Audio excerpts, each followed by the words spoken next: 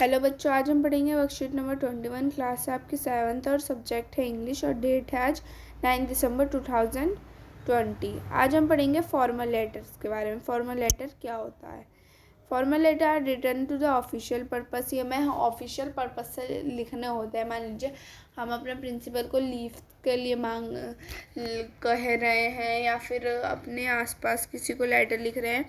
Letter are generally written editor की तरह लिखा जाता है। प्रिंसिपल और higher authorise to officer instruction institute. कई इंस्टीट्यूट में लिख रहे हैं, ऑफिस में लिख रहे हैं। नॉर्मली जो हम लेटर लिखते हैं वो हमारे फॉर्मल लेटर होते हैं। Think of this situation. हम इन सिचुएशन के बारे में सोचते हैं।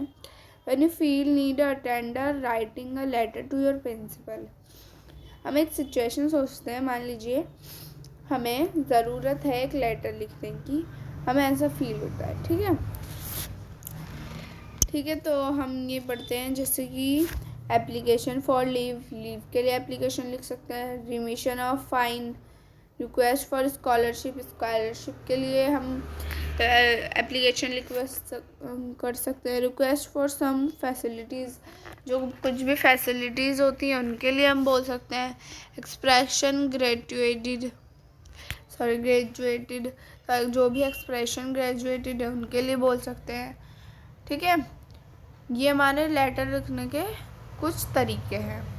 Let's learn how to write a letter to the principal. एक प्रिंसिपल को हम लेटर कैसे लिखते हैं ये हम पढ़ना शुरू करते हैं। ठीक है, तो ये देखिए यहाँ पर हमसे कहा गया है कि हमें यह लेटर लिखने का तरीका बताया हुआ है जो हम यहाँ पर लिखेंगे। ठीक है, तो देखिए द प्रिंसिपल, यहाँ पे आप अपना स्कूल का नाम लिखेंगे। स्कूल का नाम आपका जो भी स्कूल का नाम है आप वो लिखेंगे। स्कूल का एड्रेस लिखेंगे जहाँ पर भी आपका स्कूल पड़ता है, यमुना विहार एक्सेट्रा एक्सेट्रा। ठीक है, यहाँ पर आप अपनी डेट लिखेंगे। डेट लिखने के भी दो तरीके होते हैं।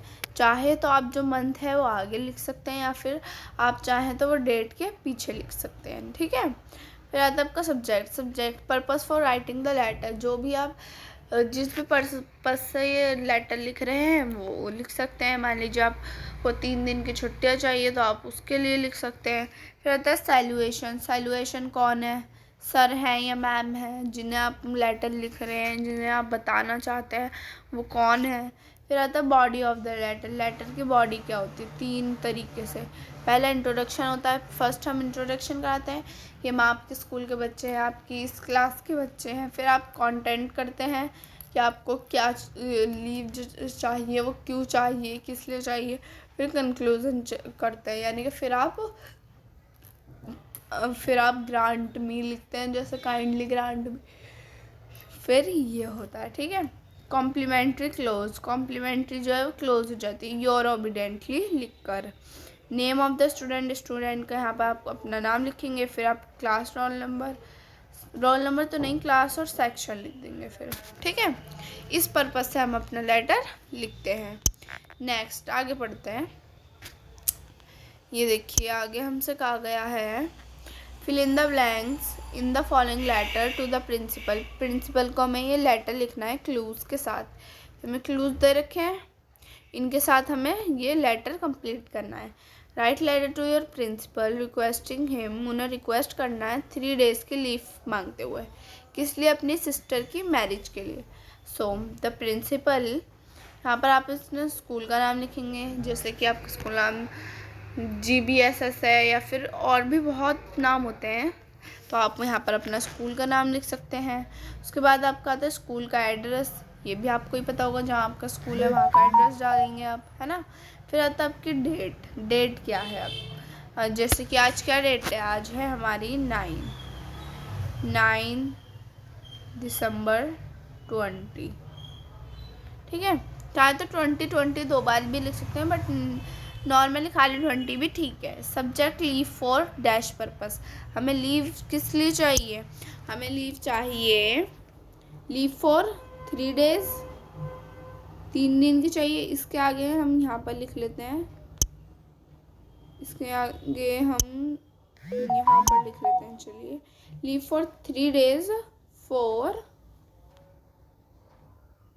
माई सिस्टर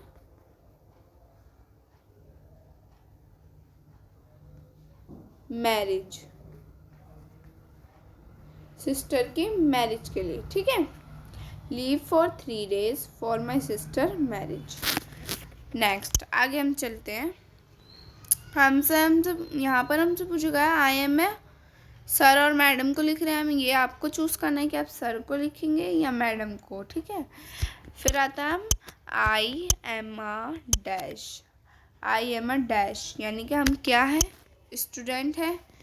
एक minute, of class 7th class के स्टूडेंट्स हैं, हमारे लिखेंगे आई एम अ स्टूडेंट, ठीक है। एंड ठीक से बना देते हैं, आई एम अ स्टूडेंट, ठीक है। स्टूडेंट है of class 6th of your sister. My sister is getting dash on dash. यहाँ पे हमें मैरिज की डेट लिखनी है, यानी कि तारीख, जिस तारीख को हमारी जो है शादी है हमारे घर में। तो आज मान लीजिए 9 है, कल 10 तारीख को हमारी शादी है हमारे घर में, सॉरी 10 दिसंबर। एक मिनट ठीक से लिख लेते हैं इसको जूम करके, एक मिनट। तो जो हमारी डेट है वो कौन सी है, 10, यानी कि कल शादी है 10/20 को, और 11 को हमारा रिसेप्शन होगा। तो हम ये 11/20 तक हम डेट है मैरिज की, ठीक है। आप चाहें तो मान लीजिए आप आज की ले रहे हैं तो आप डेट थोड़ी एक आध दिन आगे पीछे कर सकते हैं, लेकिन हमसे लीव सिर्फ 3 दिन की बोली गई है तो हम 3 दिन की ही कहेंगे। आई रियली विश टू, मुझे बहुत इच्छा है, to enjoy this joyous occasion, ठीक है, ओकेजन, ठीक है। नेक्स्ट आता है I will not be able to attend dash classes. Online classes चल रही है आजकल तो ऑनलाइन लिखेंगे, डैश क्लासेस फॉर 3 days, ठीक है। नेक्स्ट हम पढ़ते हैं फ्रॉम। यहाँ पर हम लिखेंगे डेट 9 दिसंबर टू 20 तक, और कब तक, 11 दिसंबर 20 तक, ठीक है। पर आप डेट अपने हिसाब से भी लिख सकते हैं, ठीक है। नेक्स्ट हम लिखते हैं काइंडली, ग्रांट आएगा, ग्रांट मी, ठीक है। फिर क्या आएगा, लीव फॉर दीज 3 days। यहाँ पर हमारा डेज आ गया, ठीक है। नेक्स्ट आता है फिर हमारा थैंक यू योर ओबीडियंटली। यहाँ पर आप लोग अपना नाम लिखेंगे, यहाँ पर आप लोग अपनी क्लास लिखेंगे। क्लास तो मुझे भी पता है आपकी 7th है, ठीक है। तो यहाँ पर आप लोग अपना नाम लिख दीजिएगा। चलिए तो देखिए, अगर मैं आपको ये बता देती हूँ कि ये जो इसमें मैं आपको नंबर डालकर दिखा देती हूँ। फर्स्ट हमारा स्टूडेंट है, ठीक है। फिर सेकंड है हमारा, ये हमें डेट खुद लिखनी है।